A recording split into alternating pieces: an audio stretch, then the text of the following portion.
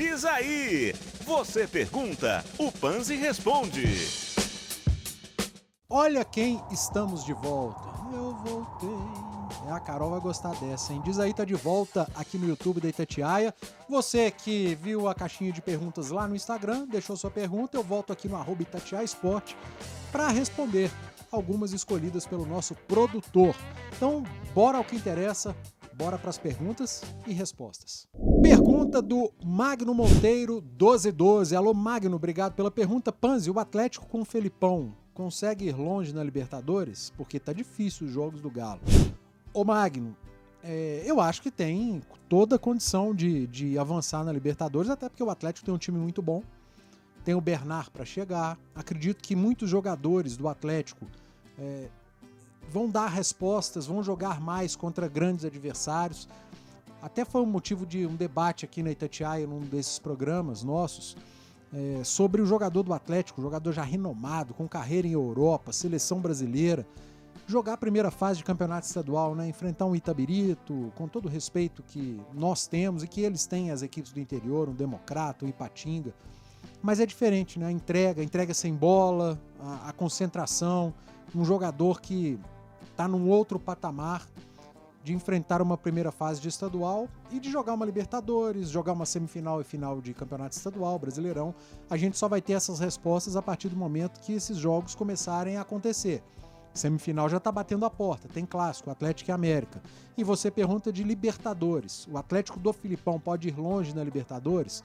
Primeiro a gente tem que saber em qual grupo o Galo vai cair, contra quais adversários o Atlético vai jogar. O Atlético do Filipão já é um time que tem muita dificuldade contra equipes que se fecham.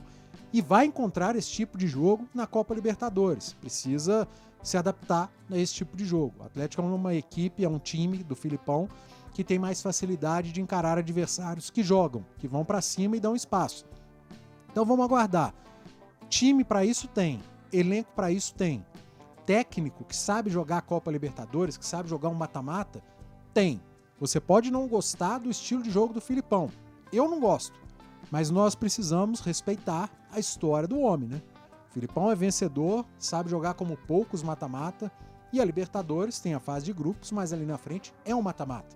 E nós estamos falando de um campeão de Libertadores, que é o Luiz Felipe Scolari. Tem que esperar, não dá pra gente prever nada, mas elenco, jogador decisivo e técnico experiente e campeão da competição, o Atlético tem. Outra perguntinha chegando, Ramon Moreira 156. Alô, Ramon, obrigado pela pergunta. Panzi, eu acho que o Cruzeiro corre um grande risco de cair em 2024. Ô, Ramon, você tá muito pessimista, cara. Eu acho que não corre, não. Corre menos riscos, aliás, eu acho que bem menos riscos do que correu no ano passado, em 2023. Eu gosto do elenco que o Cruzeiro montou, gosto do estilo de jogo do Larcamon. Se vai dar certo ou não, a gente não sabe. O Cruzeiro encontrou dificuldades na primeira fase do campeonato estadual. Teve jogos em que não foi bem. O Cruzeiro não fez um grande jogo contra o Vila e foi o primeiro jogo, algo absolutamente normal. O Cruzeiro não fez um grande jogo contra o Atlético e era início também de trabalho, normal. Comentei Cruzeiro e Uberlândia. O Cruzeiro ganhou bem, mas não foi um jogo legal. O Cruzeiro teve dificuldade em algum momento, principalmente o início do segundo tempo. O Cruzeiro foi eliminado da Copa do Brasil pelo Souza, da Paraíba. O Cruzeiro perdeu o clássico para o América, com o América sendo superior. O clássico Cruzeiro, que o Cruzeiro venceu o Galo na Arena MRV, o jogo foi ruim, né? Primeiro tempo dos piores que eu vi em clássicos. O segundo tempo que caminhava para um jogo bem ruim, também travado. O Cruzeiro foi mais inteligente. O Cruzeiro soube fazer a leitura melhor que o Atlético. O Larcamon leu o jogo melhor que o Filipão. E ganhou aquele clássico. Merecido. Fez o segundo tempo que foi melhor que o Atlético, mas não foi um grande jogo. Então nós não temos grandes atuações do Cruzeiro até aqui no Campeonato Estadual. Vem aí as semifinais e quem sabe finais do Cruzeiro. Mas já dá para ver ideia. A gente consegue enxergar padrão, eu consigo enxergar um jeito do time jogar, formações diferentes, alternativas táticas já apresentadas pelo Cruzeiro do Larcamon e um projeto esportivo bem encaminhado, né? Jogadores com perfis parecidos, jogadores que fazem mais de uma função dentro de campo, cara que consegue fazer a ponta esquerda, consegue fazer a ala, o lateral consegue fazer a função de um terceiro zagueiro, o terceiro zagueiro consegue fazer a função de um lateral, meio-campistas que fazem mais de uma função, consegue jogar como volantes, como um terceiro homem de meio de campo, laterais que jogam como ponta e que defendem como laterais. Então é um elenco versátil. Centroavante, centroavantão, centroavante com mais mobilidade. Um jogador diferenciado, muito acima da média, que é o camisa 10, que é o Matheus Pereira. Eu gosto. Assim, não vou dizer que o Cruzeiro vai brigar por grandes conquistas. Tem aí uma Sul-Americana e aí é mata-mata. Não dá pra gente cravar nada. O time pode ir avançando. O Campeonato Brasileiro eu acho que vai ser mais confortável. Vejo o Cruzeiro aí brigando por uma primeira parte de tabela, entre os 10 primeiros. E se encaixar realmente pode até sonhar com algo melhor. Um G6, um G8, se acontecer. Mas rebaixamento, sinceramente, pelo que eu tenho visto, não creio. Vou ficar muito surpreso se acontecer algo nesse sentido durante a temporada.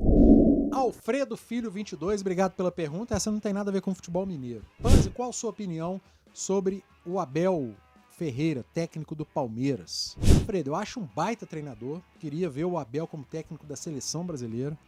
Taticamente muito acima da média. Consegue compreender o jogo como poucos. Tem uma ótima leitura de jogo. Monta a equipe dele muitas vezes de acordo com o adversário. Nós conseguimos enxergar o Palmeiras jogando de maneira reativa, propondo o jogo. É um cara que sabe tirar o máximo de cada atleta. Trabalha muito bem com a base. Palmeiras, pra você ter uma ideia, deve estar entre os clubes que menos investiram para a temporada 2024, porque tem projeto esportivo. O que é isso? É saber o estilo de jogador para o estilo do treinador, não precisa ir tanto ao mercado, consegue enxergar dentro do próprio clube jogadores que podem suprir alguma ausência, alguma saída. O Palmeiras tem revelado muito, né, jogadores sob comando do Abel, e eu acho o mais importante, né, ele consegue extrair o máximo do atleta. Ele consegue vender bem a ideia dele para o jogador, o grupo assimila, compra a ideia e desenvolve bem em campo. E é um cara extremamente focado, vencedor. Então eu sou muito fã do Abel. Às vezes é mala, né? Às vezes é chato pra cacete numa entrevista coletiva, mas às vezes eu sou chato pra caramba também. Quantas vezes a turma fala, você é chato pra caramba, Edu, mas o que a gente pode fazer, né? Às vezes eu sou chato, às vezes eu sou legal também. Tenho uma opinião que geralmente não é aquela que o torcedor quer ouvir, mas eu tento buscar o que o torcedor precisa ouvir. E eu enxergo muito isso no Abel. E o Abel é um cara muito humano, sabe? Olha muito pro lado humano do atleta. Eu acho isso fundamental e está muito atento ao futebol brasileiro, que é onde ele está inserido no momento, técnico do Palmeiras. E vejo no Abel e nas entrevistas do Abel algo no sentido de tentar melhorar o futebol brasileiro. E eu valorizo muito isso de um cara que vem de fora. Então, sou muito fã do Abel Ferreira. Muito mais fã do que hater. Acho um cara completamente acima da média e o Palmeiras está muito bem servido. Para mim é hoje, aqui no futebol brasileiro, o que a gente tem de melhor como técnico de futebol. Josué Esteves da Silva. Alô, Josué, obrigado pela pergunta. Panzi, o que você acha de Elimar? Olha que eu li Elimar aqui, eu falei, mas quem é Elimar? Mas não é Elimar. Ah, agora eu entendi! Panzi, o que você acha de eliminar? É isso que você quis dizer, né, Josué? De vez as organizadas. Olha só, Josué, eu acho que tá faltando punir CPF. Nós precisamos punir as pessoas. O cara que mata o outro, o cara que sai de casa num dia de jogo de futebol com a intenção de matar alguém, de fazer uma emboscada, de brigar, de arrumar confusão, usando o futebol como pretexto, às vezes ele não vai nem pro jogo, ele não tá nem aí, ele tá assoviando e andando pro jogo. Ele quer pra aprontar, ele sai de casa com a camisa da organizada, com o escudo do clube, pelo qual ele se diz apaixonado, mas com a intenção de matar alguém, de ferir alguém. Sinceramente, será que o problema é a organizada ou esse cidadão? Porque dentro da organizada tem gente boa. Eu conheço pessoas que pertencem a organizadas e que são gente da melhor qualidade. E as organizadas têm trabalhos sociais muito legais. Mas tem esse tipo de gente. E que acabam jogando contra as próprias organizadas. Cansei de ver punição de organizada. O Ministério Público agora mesmo baniu de novo as organizadas. Aliás, baniu a torcida que já estava banida, né? E a Máfia Azul, por exemplo, já estava banida e aprontou em Curitiba banida. Agora aprontam novamente aqui Galocura e Máfia Azul e é o banimento da torcida que já estava banida. E o que adianta? A camisa da Máfia Azul não vai entrar, da Galocura, a faixa, a bandeira, mas esses caras entram com uma outra camisa, de outra maneira, e vão fazer a mesma coisa. Não adianta banir do estádio a Máfia Azul, a Galoucura, a outra torcida organizada, se o confronto vai acontecer na Estação Diamante, na Estação 1º de Maio, se vai acontecer no Pão do Ônibus, se vai acontecer na Tereza Cristina, na Avenida Amazonas, na Nossa Senhora do Carmo. O que adianta? Vai banir o cara da avenida? Vai banir o cara da estação de... A organizada, quer dizer, porque banir o cara ninguém bane, né? Seria o ideal. Vai banir a organizada da Avenida Tereza Cristina, da estação de metrô, do pão de ônibus? Não vai. Aí vai banir do estádio, beleza. Mas os caras continuam por aí circulando. Enquanto eles não forem presos, pegar o cidadão que matou o outro, que agrediu o outro e prender, jogar na cadeia e lá ele ficar, vai continuar acontecendo. Então não basta banir a organizada ou eliminar as organizadas. Por que adianta eliminar uma organizada se dali a pouco ela volta com outro nome? Como aconteceu lá em São Paulo com a Mancha Verde, que acabou, voltou Mancha Alviverde. E eliminou uma, voltou de outra maneira, com outro nome, e continuam os bandidos que se infiltram dentro dessas organizadas agindo da mesma maneira de sempre. Aí vai lá a polícia e prende, a polícia consegue fazer o trabalho, prende o cara, põe na cadeia. Aí a nossa lei penal, que é antiga, que é ultrapassada, vai lá com bons advogados que estão fazendo seus trabalhos e o cara com 1 ano é solto, com meses é solto, às vezes no dia seguinte já está circulando novamente. Então, sinceramente, não adianta nada punir a organizada ou eliminar a organizada. Tem que aprender o cidadão. Prende e puna o CPF, que é o primeiro que for preso e mofar na jaula, o segundo talvez repense na hora de fazer. O problema é que não tem o primeiro. Aí a coisa só vai se repetindo. Fazer o quê? Mais uma pergunta chegando por aqui do Jean.cf. Alô, Jean, obrigado pela pergunta. Panzi, sua opinião sobre o que o Wesley disse ao Gabriel Menino sobre o Cruzeiro. Será que procede? Bom, para quem não viu, ou para quem não sabe, o Wesley numa conversa, não sei se foi no podcast, enfim, com o Gabriel Menino, se foi uma conversa que o próprio Gabriel depois citou, o Wesley dizia que no Cruzeiro não era igual no Palmeiras, né? Que o grupo não era muito unido, que ali um cara não comprava o boi do outro, enfim, disse que não era muito unido no Cruzeiro. Mas pode ser só a opinião do Wesley, sabe, Jean? Pode ser algo isolado, pode ser que os outros do grupo não pensem como o Wesley, ou o Wesley não tivesse uma grande convivência dentro do grupo e acabou externando de uma maneira, na visão dele, o Wesley, o que não é a visão do elenco. Sinceramente, é muito difícil opinar a respeito disso quando a gente escutou apenas um lado e por meio de terceiros, né? Não sei nem qual foi o tom da conversa. Mas fato é que o Wesley não aconteceu no Cruzeiro, é bom jogador, que tem muita sorte lá no Inter de Porto Alegre, mas no Cruzeiro não tinha mais ambiente.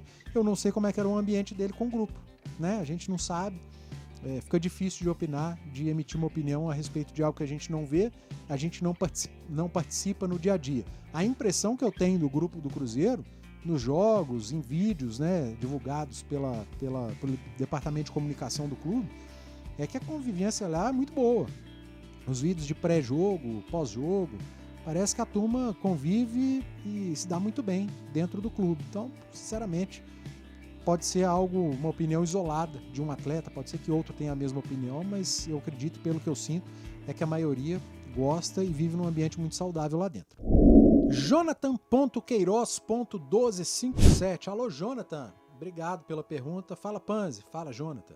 Queria saber a sua opinião sobre a possibilidade de uma grande conquista ou um grande título para o Cruzeiro nessa temporada, né, Jonathan? 2024. Olha, eu respondi uma pergunta anterior, o cara achando que o Cruzeiro corre risco de ser rebaixado. Eu acho que não. Não vejo essa possibilidade em 2024. E você me perguntando sobre uma grande conquista, uma possibilidade. Talvez no mata-mata, numa Copa Sul-Americana. A Copa do Brasil já era, né? Vem aí as finais do Campeonato Estadual. Não creio que você considere o estadual essa grande conquista, até porque o torcedor do Cruzeiro está acostumado com outras grandes conquistas, né? Que não seja o estadual. Que, vamos lá, não é uma grande conquista. Estadual ok, mas não é o sonho de todo torcedor, não só do Cruzeiro. Tô falando dos grandes em geral no futebol brasileiro. Uma Copa Sul-Americana, quem sabe? Você faz uma boa primeira fase, vai no mata-mata, vai avançando. A gente viu Fortaleza, que não brigava por título brasileiro, chegar à final de Copa Sul-Americana, né? A gente viu o América avançando até fases mais agudas de Copa Sul-Americana. A gente vê equipes de outras partes da América do Sul que são inferiores a muitos brasileiros e que chegam a finais, que avançam. Então, por que não? A Sul-Americana é uma grande conquista e seria, sim, uma grande conquista. Então, se for para acreditar no Cruzeiro beliscando algum grande título em 2024, acho que a chance é na Sul-Americana. No Campeonato Brasileiro, sinceramente, não vejo essa possibilidade, assim como não vejo possibilidade de rebaixamento, mas de conquista ainda mais distante.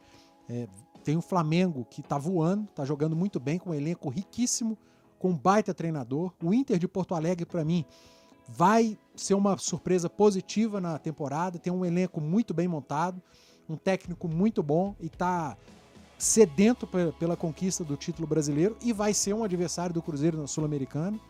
Sem falar em Palmeiras, que é sempre candidato, o próprio Atlético, que tem um elenco muito qualificado, mas ali na Copa Sul-Americana, eu acho que o Cruzeiro pode avançar. Acabei de falar que o Inter está na Sul-Americana, mas eu acho que o grande objetivo da turma lá em Porto Alegre, do Internacional, é Campeonato Brasileiro. Em determinado momento pode abrir mão e jogar uma Sul-Americana, talvez com uma equipe alternativa. Isso é bom para as outras equipes que estão na Sul-Americana. Acho que ao torcedor cabe confiar e sonhar. É difícil pra caramba, mas se tem um título que o Cruzeiro pode mirar, e quem sabe com uma pitada de sorte, com muita competência, é a Sul-Americana, porque o mata-mata ele diminui distâncias técnicas. E aí que eu acho que o Cruzeiro pode tirar proveito. O Campeonato Brasileiro, não vejo essa possibilidade. Valeu, pessoal! Diz aí, agora tá de volta. Toda semana, se Deus quiser, estaremos por aqui. Você manda sua perguntinha lá no Instagram, apareceu a caixinha de pergunta. Você pergunta, diz aí, e eu respondo daqui, você e aquele que o produtor escolher. A culpa é sempre do produtor. E eu te espero na próxima. Início de semana aparece a caixinha. Meio de semana eu volto aqui. Valeu, até mais.